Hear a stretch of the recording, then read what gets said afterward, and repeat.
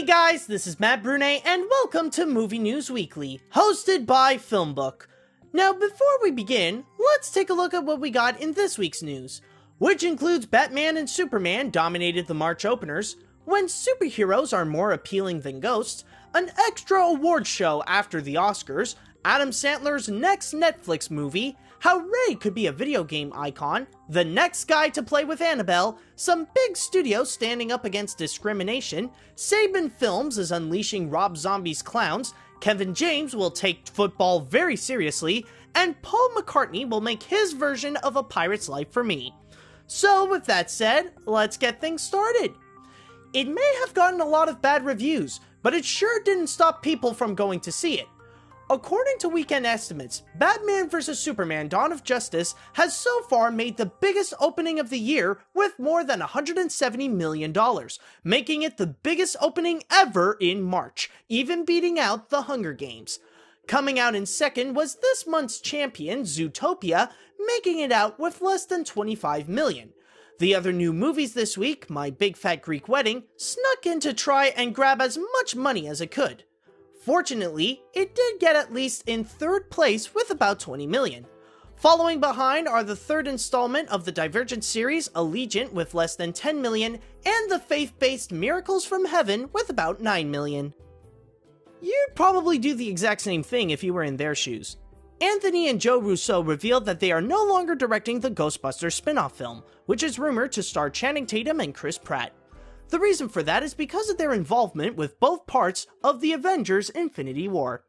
In an interview with Forbes, Joe stated, "There was a period there when Paul Feig was engaging Sony in talks about Ghostbusters, and we were also engaging them. He was further along with his process than we were, and he closed his deal so that the only Ghostbusters world that's being explored right now over at Sony. Once we took Avengers Infinity War, it took us off the table for any potential on the Ghostbusters project. The award season may be over, but there are still a few other trophies that need to be given out. As The Revenant won the big one for Best Film, it was Star Wars: The Force Awakens that got home with 5 Empire Awards, including Best Director for J.J. Abrams, Best Visual Effects, Best Sci-Fi Fantasy, and both Best Male and Female Newcomer for John Boyega and Daisy Ridley. Also, Mad Max Fury Road came out on top with 4 wins, with Best Soundtrack, Best Costume Design, Best Makeup and Hairstyling, and Best Production Design. Meanwhile, Spectre managed to get away with 2 awards like Best British Film and Best Thriller. Other movie winners include Inside Out, Amy, The Big Short, The Hollow, and Spy. After the big hit he had with The Ridiculous Six, Sandler is up to his crazy shenanigans again in your home. Netflix has officially revealed the next Adam Sandler flick, which is called The Do-Over. Directed by Stephen Brill and starring Sandler and David Spade, the teaser revealed that it will be an action spoof where Sandler and Spade fake their own deaths. The remaining cast also includes Paula Patton, Catherine Hahn, Luis Guzman, Michael Chiklis, Sean Astin, Catherine Bell, Natasha Leggero, Nick Swardson, Torsten Voges, Renee Taylor, and Matt Walsh.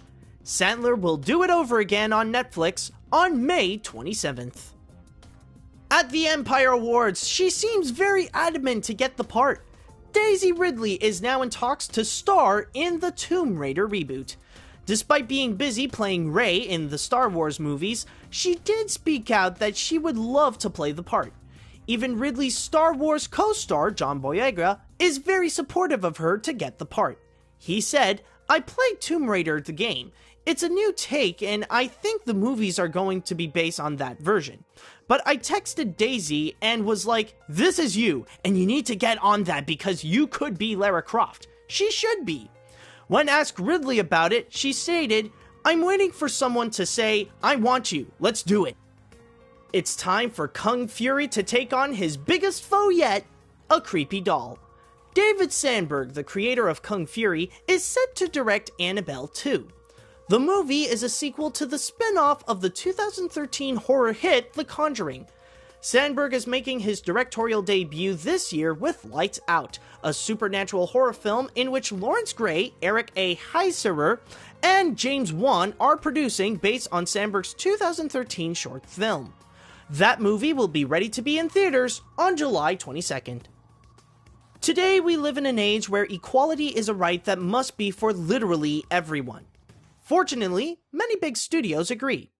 In a response to Georgia's religious liberty deal, which allows officials to deny same-sex marriage, companies like Disney and Marvel, AMC, and Viacom are threatening to move productions of their projects elsewhere if the bill passes.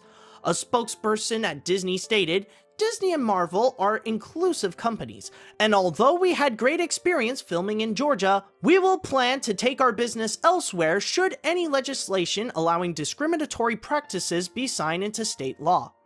Viacom added, "Viacom is proud to champion diversity and acceptance, which are core values of our company. We have enjoyed doing business in Georgia for many years, and we urge Governor Deal to continue to resist and reject the patently discriminatory laws being proposed." Rob Zombie's latest flick will finally see some light to the public. Saban Films has gotten the North American rights to Rob Zombie's 31. Starring Malcolm McDowell and Sherry Moon Zombie, the movie is about some carnival workers who are forced to go in a violent game to survive against sadistic clowns. Bill Bromiley, the president of Saban Films, commented that 31 is a treat, not just to horror fans, but fans of true auteur filmmaking.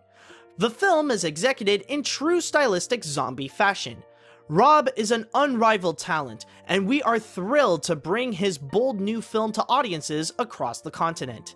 31 will be unleashed limitedly on September 16th. Here is something you wouldn't expect. The guy who played Paul Blart could be taken seriously. Kevin James is in talks to star in the football drama 44 for Alcon Entertainment. James will be taking on the role of Joey Williams, the 44-year-old athlete who played football for the Lambert University next to his 21-year-old son. James is also producing along with Todd Garner and Lisa Kors, and Heaven is for Real's Christopher Parker will be writing the script. The movie has yet to have an official release date. Live from the Caribbeans, it's Paul McCartney.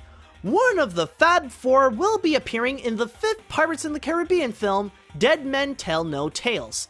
His role is unconfirmed of who he will be, but it is said that he will be the center of an extra big set piece. This is not the first time that the film series brought in a rock star from the British invasion to become a pirate.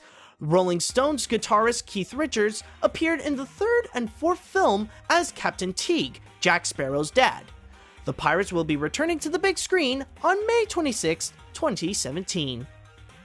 And that's all I've got for this week. Thank you guys so much for watching, and don't forget to head on down to film-book.com for all the latest movie and TV news, along with their columns on the box office and their theatrical release schedule. Also, you can follow them on whatever social media you'd like.